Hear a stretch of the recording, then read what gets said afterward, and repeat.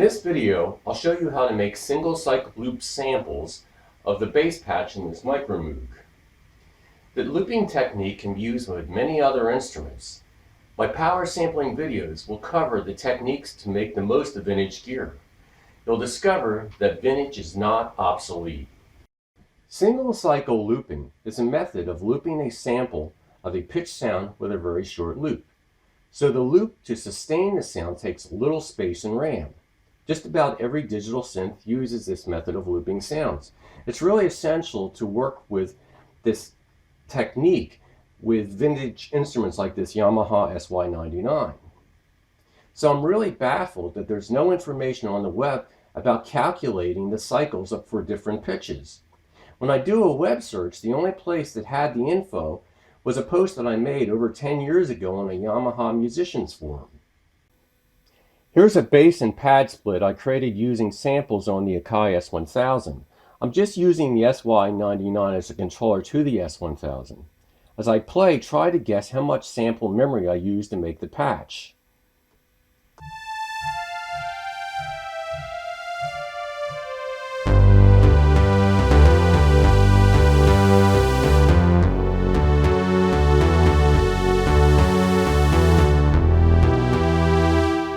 You may be thinking that the patch took at least 1 megabyte, but I only used half a kilobyte.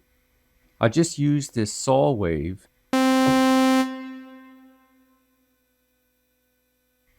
to make this huge pad.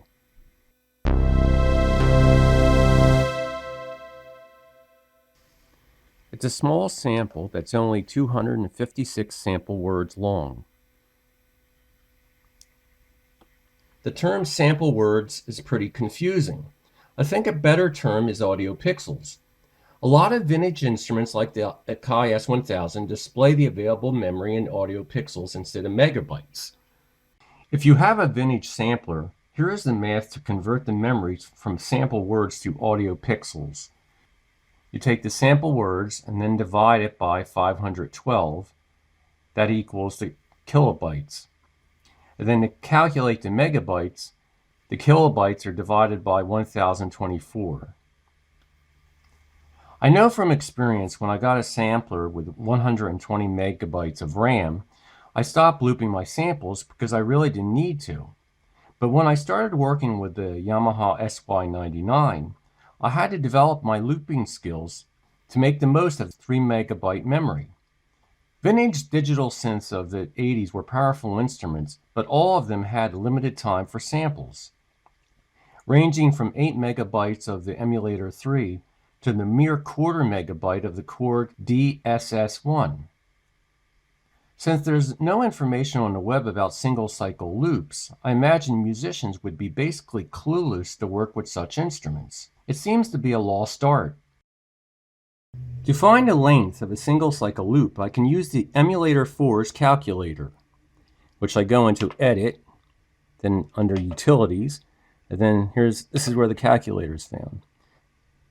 By default, the calculator always shows the sample loop size for A3, but just by pressing the keys, I can select a different pitch. So now I selected middle C. The only hardware samplers that I know with the calculators were made by EMU. If you don't have one, I worked out the math. I listed the math only for the range of an octave, but if you want to find a loop size of a pitch above the octave, just divide it by 2.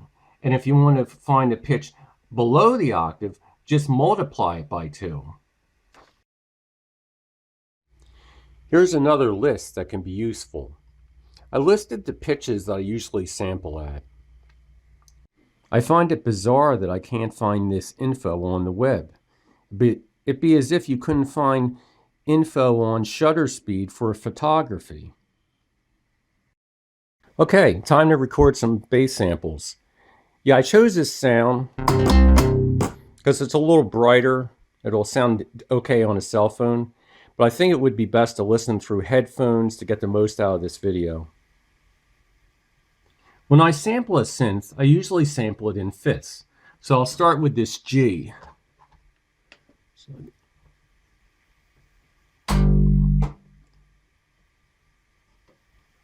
So I'll lower the threshold here.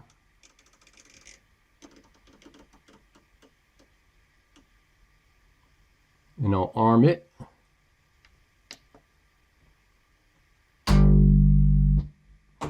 Okay, I got a sample now. So we'll go over here into Edit 1 to loop it. And here's the loop. So here then I can set the loop time, how long the loop will sustain.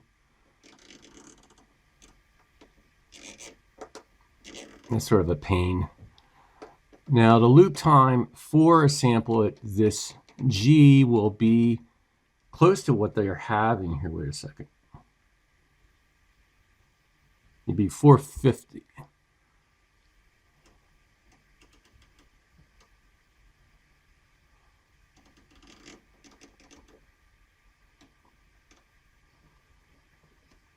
Let's trigger this.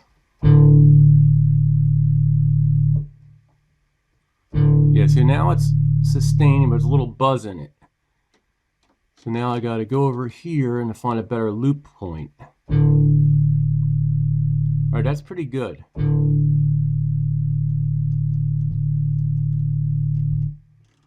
Yeah, I'm going to start at like 11,000. That sounds fine.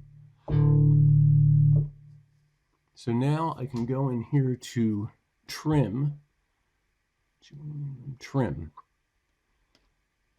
So I want to start the trimming after the end of the loop.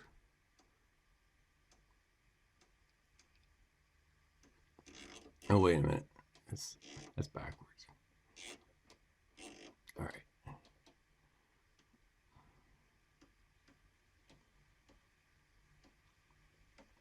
And trim a little closer. See, it's warning me I'm trimming it in the loop. All right, that's the end of it. So I'll hit cut. Okay, so there I go. Select. And now I got a sample of the bass.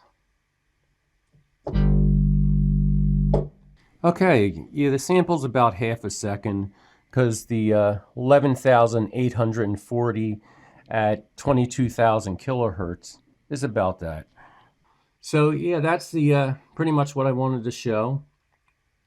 The next video that I'll make will probably cover looping longer samples, say of synth waves like pulse width modulation. So if you like it, you can subscribe. Take care.